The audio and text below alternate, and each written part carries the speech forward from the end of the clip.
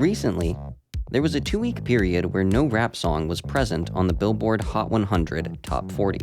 This was the first time since February of 1990 that a rap song was absent from the top 40, an end to a 35-year run. Rap has returned to the charts with Megan Thee Stallion's track Lover Girl debuting at number 38. But what caused the 2-week lapse for the genre of rap? And was this a blip or the beginning of a change in the industry? I'm Rihanna Winter. I'm Jason Acuna. And this is Unbothered by WFSU.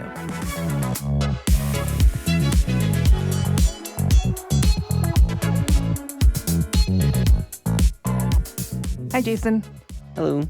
What kind of music have you been listening to recently? Well, recently, honestly, I've been kind of all over the place in terms of genres, which is odd for me because I used to kind of have some staple genres. Yeah. Rap being one of them. Yeah, it hasn't been a really huge year for rap. The last album I can really name was Doechie's album that came out at the end of last year, but this whole year I haven't heard a lot of big rap news. Yeah, and it seems that we aren't the only ones, as we mentioned earlier, that the rap genre has taken a hit on the Billboard charts. And so we wanted to sit down with an expert in music and the music industry to learn more about what might be going on.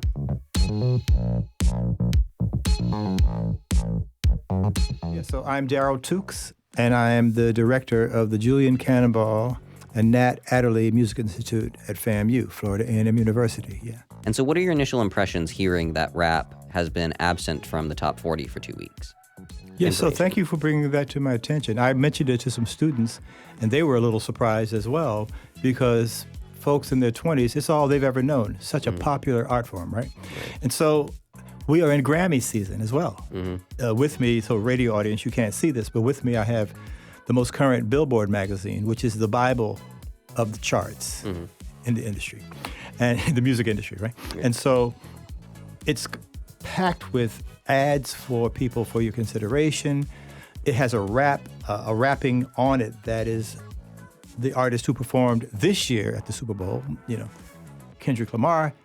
The cover story is Bad Bunny, who's performing at the Super Bowl in 2026. Next year.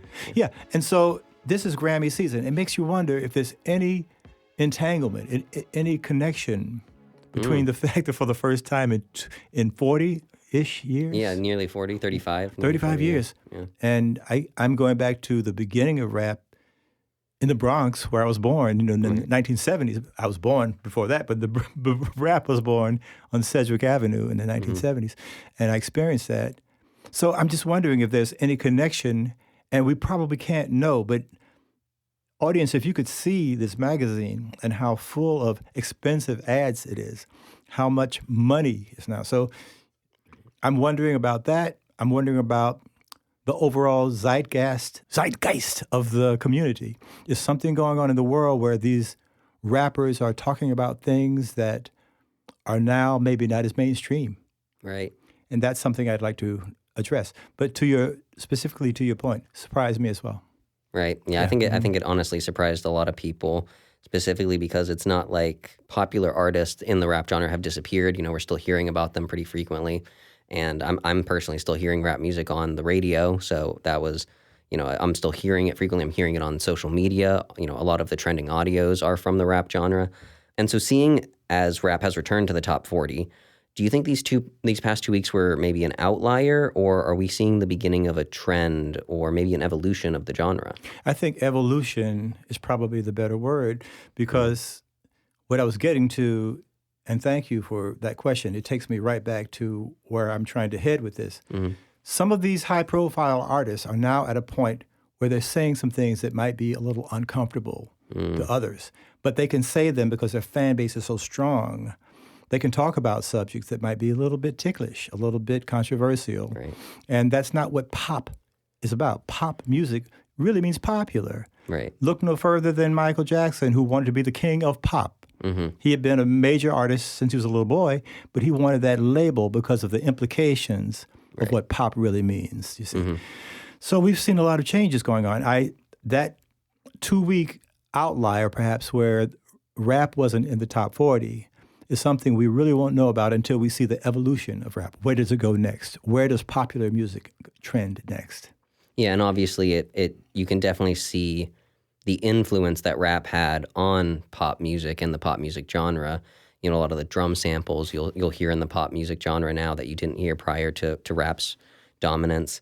So it's definitely left its mark on other genres, and we'll see where that goes within its own genre. And playing off of that a little bit, what role, if any, do you feel as though streaming has kind of played in these current trends and what's going on? Well, that's huge because it's opened an infinite possibility. So the music industry is growing vastly and rapidly, but largely because it's expanding and it's easy to have an entry level place in the music industry. It's not like when Daryl Tuke signed to Capitol Records in the 1980s, it was a major occurrence. Now you can put out music on your own. So everywhere, your distribution channels are no longer blocked. You can make your music, make your beat, do whatever you do, and you can get it out there. So that allows a phenomenon of success and popularity to happen in ways that seem random. Even if corporations are involved, the illusion can always, outweigh the reality of what's happening. So it looks like that large open portal, not only is it opening the gates for independent artists, but it's also letting the large players say, aha, we can have a hand in this as well. So streaming is now, as you know, more prominent than downloading. Downloading is one of the least ways of revenue in the industry. Right. I think vinyl has outweighed CDs at this point. There's Had a bit of a resurgence, yeah. Yeah, resurgence of vinyl. That's LPs, long play. And the quality, the aesthetic, the whole experience. So, but streaming, to your point, has allowed the entry level into the field to just be wide open. Absolutely. And going off of that a little bit, how has streaming maybe impacted how the Billboard Hot 100 corrugates its information and gathers who is trending and what is hot? Yes, I've got to give them credit that they managed to find a way to have charts, Billboard that is, managed to find a way that has charts that represent what's going on in streaming and how that streaming is also resulting in sales. It was tricky for the longest because keep in mind, in your lifetime, let alone mine, the whole concept of sound scan and being able to have some sort of code that confirmed that a record actually was selling, it didn't exist, before, at the retail level, right? And so it was a simple thing, just have a major big store to buy a bunch of records and you're not seeing how many consumers are buying. But so that changed. And then we got digital coding so that when the audio is playing over the air, there's also ways to track now. So Billboard has done a heroic job, an impossible job of finding ways to track all that data and to put together charts that represent various ways that product, records, music is popular today. Right, absolutely. And backing up a little bit, can you go into kind of the cultural juggernaut that rap and hip-hop have been for the past 35 years to kind of make this conversation one worth having? Yes, you're right, because there are two things. We're dancing around a little bit on the economy of it, but also there's a cultural part, right? And those things work together, and they pull in different ways. So rap started out as party music. Groups like the Sugar Hill Gang and Curtis Blow, and it's, just in the park having a good time and shooting some hoops and that kind of thing. I experienced that. So, and then somewhere more what they call socially conscious music started happening with certain groups, with certain political points of view. NWA comes to mind, other groups, If I start naming groups and artists, I might get too far down that, but you know what I'm talking about, right? Yes, I think everyone listening here knows that as well. Okay, so, but then that took us to something we really weren't so happy about, and that was years of the gangster rap scene. Right. That maybe talented people came through it, granted, and as I tell my students, Daryl Tukes is not here to promote my own personal aesthetic. We're just observing, investigating. So when that happened, so much happened. Look no further than Biggie Smalls and other people who got very popular and who are no longer with us, right? Right. So sooner than later, or sooner but later, or not soon enough, changes have started happening. And so you had the East Coast music and the West Coast music. And today's rap also has had the appearance of women at least looking like they are in charge of their own journey. Right, absolutely. Right?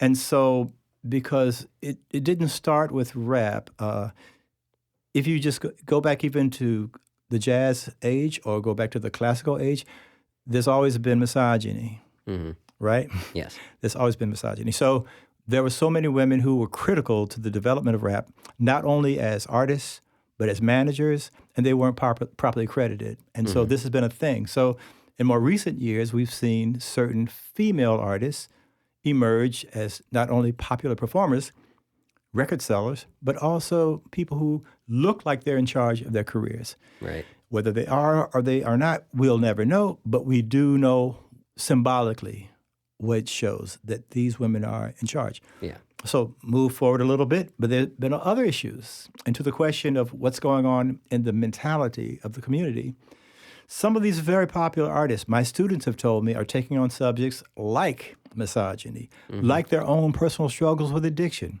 their struggles with depression, the church and homophobia. They're taking on subjects that are not so popular. They are popular privately in conversations where you have trust, but to actually put those statements in your art form takes either courage or a combination of courage and independence from the system. So I think that's some of what we're seeing too. The other part is the economic driver of it, and you talked about sampling, and how rap is speaking over records and this kind of thing. So as more artists are doing their own creative original work, sampling is not as big a part of it. It's going to be a big part of it always, but I'll give you an example. Tupac Shakur is looked at as a certain way by a lot of people, and I knew the family, but the point is that he's looked at, he's revered by a lot of people.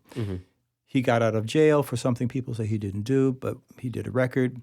The record came out within a year. He himself was dead. But that record has songs on it that were written by some of my heroes, like Burt Bacharach and Hal David, with Tupac rapping on that. So who owns the songs? Who owns the product? It's a complex economic system. Right. Yeah, it's a lot to unpack.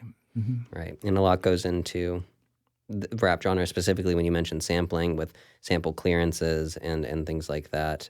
But it also brings in other genres to the rap genre that, I mean, I discovered a lot of older songs that I probably wouldn't have heard of if they weren't sampled in a rap song. So it definitely kind of brings a lot of things together in a way that other genres don't. So that's perfect. I can tell you, and shame on me for not mentioning this before. Yeah, so I toured with Sting. I did some work with him, recorded and stuff. And during that time, I guess Sean Combs was known as, he had a name, Puff Daddy. Puff Daddy, I think. Yeah, so, but he did a song with the widow of Biggie Smalls, and it was a song from The Police. Every Breath You Take. Yes, and so, well, their music is well known and all that, but it definitely was a resurgence of what was going on with Sting and all that we were doing. I mean, everywhere we went, that was a big thing too. People were into it. Yeah. Stadium shows. Yeah. And then they ended up, there were some big issues with sample clearance there, right? Exactly. And then I believe the Police ended up getting if not most of the revenue from Song at the Time. Yeah, because it was a song. Yeah, essentially, it was Every Breath You Take was. I mean, everyone could hear that. Yeah. But it's interesting that even you can actually be an innocent dilettante in that world and not realize that you don't have a right just to use somebody's music. But now we know. And now when you go to get clearances, whether they're through ASCAP or BMI or HadFox, whatever, now when you do those things, you're now, okay, there's a way to do it, and you do it properly. And there's so many cases that we can look at like that. But to your point, that has been an integration of the concept of rap and hip-hop into other genres. And so what are your thoughts on kind of the future of the music industry and of genres in general and the rap genre? Something that I've kind of seen some people say is that genres themselves are kind of getting more blended. We're seeing a lot of aspects from certain genres carry over into other genres, whereas there used to be very clear and hard distinctions between certain things. Like you play a guitar this way in country, and you play it this way in rock and roll, and you can't do it, you can't move that around. So how do you feel about the future of genres in the industry? Great question. So much of what has happened in my fortunate lifetime is to see these things ebb and flow, and to be able to look back and know that in the moment, we were just experiencing new music or something that helped us through. Look no further than the assassination of JFK, and within a year or two, you've got what became known as the British invasion. It made us happy. Right. There's a time when they first came on the scene when the Beatles were on 2 record labels in the top 100, and one of the songs was a cover of an Isley Brothers song. Right. Yeah. You see, but we needed it. That's the same time that we get Burt Bacharach and Hal David again. I'm mentioning some really great writers. So it's a time that music is always reflecting what's going on. It's always projecting what might happen next and trying to help humanity to move forward. So in my youth in Tallahassee, because though I was born in the Bronx and moved back to New York after college for a long time. I was away from Tallahassee for 4 decades. But in my time here, there was that blending that you're mentioning, that blending. You could turn on AM radio and hear Aretha Franklin followed by Crosby, Stills, and Nash on the same radio station. Yeah. It was popular. It was helping us. It was showing us, by the way, those are the same years that Motown Records made their mark with artists like the Supremes and Temptations and all. Yeah. So if you look at it strictly from marketing and demographics, then you could see, well, I guess these genres and subgenres, they exist to get the most out of the economic model. Right. Without getting too elaborate about that, you see what I'm saying? But ultimately, it's what moves people, what makes people happy, what makes people comforts people in difficult times, what gives us something to dance to or whatever. I just saw recently some guys who were really, really meaningful to me, helpful. The late Maurice White, the founder of Earth, Wind & Fire, was a mentor of mine.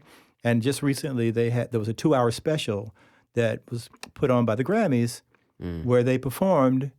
And during the month of September, that song, September, got more streams and airplay than it had in a long time. So it's a seasonal kind of thing. What kind of group is Earth, Wind & Fire? When they were starting, Maurice White wanted to have a spiritual message and energetic songs and Brazilian influences. And even his best friend, Ramsey Lewis, said, this can't happen. Right. But it did. It took a long time, a lot of hard work, but it did. So to your point, Daryl Tukes is very hopeful that as the genres continue to blend and as influences are cross-bred, that the economic model will be justified as well. It won't control the creative process, that it will be seen as, this is a good thing. Even in the country music world, I've got a son and daughter who play music together, and they are great together, but she's strict country. She loves real twang, bluegrassy country, whereas her brother likes the more contemporary kind of folkish kind of alternative thing. And if I didn't have those words to label it, it would just be good music that my children like, you see. So I'm hopeful. I'm hopeful. Right, absolutely. And it's actually interesting you bring up country music because a lot of people have been making kind of a comparison between hip-hop and country in terms of this. A lot of people were getting very dramatic with the hiatus that rap took from the top 40, saying that, this might be the death of rap, but this is the final, nail in a coffin or whatever. But country as a genre has gone through huge evolutions over its period, from that very traditional folk bluegrass style to the 80s and 90s with a very shiny, clean country, to now into the 2000s with a very pop country. And yet it's never died and it's never gone away.